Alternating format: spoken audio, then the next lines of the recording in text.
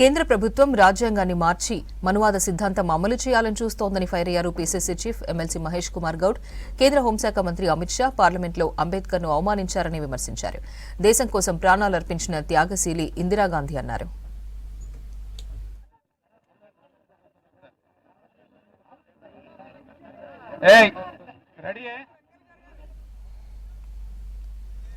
గణతంత్ర దినోత్సవం సందర్భంగా హైదరాబాద్ గాంధీభవన్లో జాతీయ జెండా ఆవిష్కరించారు మహేష్ కుమార్ గౌడ్.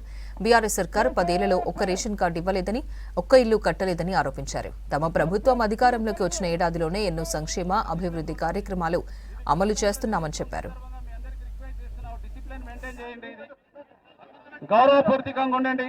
1947లో స్వాతంత్రం వస్తే 1950 26 జనవరిన రాజ్యాంగాన్ని అమల్లోకి తీసుకొచ్చి దేశానికి అంకితం చేసినటువంటి శుభదినం ఇది. మనందరికి కూడా పండగ దినం.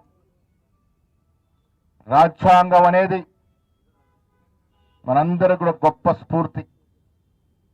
ఆనాడు దేశంలో ఉన్నటువంటి కాంగ్రెస్ ప్రధానమంత్రి పండిట్ జవహర్లాల్ నెహ్రూ గారు అంబేద్కర్ గారి యొక్క మేధస్సుని గుర్తించి రాజ్యాంగాన్ని రచించే బాధ్యత వారికి అప్పచెప్పినారు. యావత్ ప్రపంచం గర్వించదగ్గ రాజ్యాంగాన్ని అంబేద్కర్ బృందం రచించి దేశానికి అంకితం చేసింది. ఆ రాజ్యాంగం వల్లే మన స్వేచ్ఛని అనుభవిస్తా ఉన్నాం. ఆ రాజ్యాంగమే మన స్వేచ్ఛకు రెక్కలిచ్చింది. ఆ రాజ్యాంగమే మన భావాలకి విలువనిచ్చింది. ఆ రాజ్యాంగమే మనకు మాట్లాడే హక్కునిచ్చింది. పరస్పరం ప్రేమతో ఈ దేశం యొక్క రాజ్యాంగం సర్వమత అన్నింటిలో జోడించి అందరికీ సమాన హక్కుల్ని కలగజేసిన గొప్ప రాజ్యాంగం మనది. మిత్రులారా, 75 సంవత్సరాలు పూర్తి చేసుకున్నాం రాజ్యాంగాన్ని అమలుకు తీసుకొచ్చి. 76వ సంవత్సరంలో అడుగుతున్న ఈ వేళ ఈ దేశంలో జరుగుతున్నటువంటి పరిస్థితులు ఇటు రాష్ట్ర ప్రజలు, దేశ ప్రజలు గ్రహించాలి. యావత్ ప్రపంచం హర్షించదగ్గ గొప్ప రాజ్యాంగాన్నే మార్చాలనే ప్రయత్నంలో కాషాయ ప్రభుత్వం ప్రయత్నం చేస్తా ఉంది.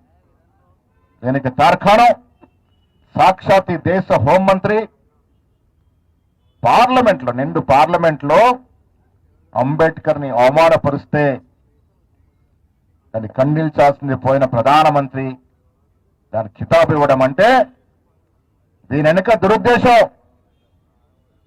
సకలకి ఆమోదయోగ్యమైనటువంటి రాజ్యాంగాన్ని మార్చి మనువాద రాజ్యాంగాన్ని తీసుకురావాలని, తద్వారా కాషాయ ఎజెండాని ఈ దేశానికి రుద్దాలని తీవ్రంగా ప్రయత్నం చేస్తున్నటువంటి బీజేపీ కుటిల యత్నంలో భాగంగానే అమిత్ షా ఉద్దేశపూర్వకంగా అంబేద్కర్ని పార్లమెంట్లో అవమానించడం జరిగింది.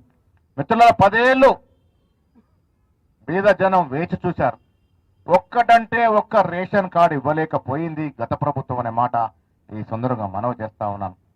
డబుల్ బెడ్రూమ్ పేర్ల ఊరుతుల నుంచి ఆశల పల్లెకిలో ఊహించినటువంటి కేసీఆర్ ఒక్క డబుల్ బెడ్రూమ్ ఇవ్వకుండానే పలాయనం చిత్తగించినారు.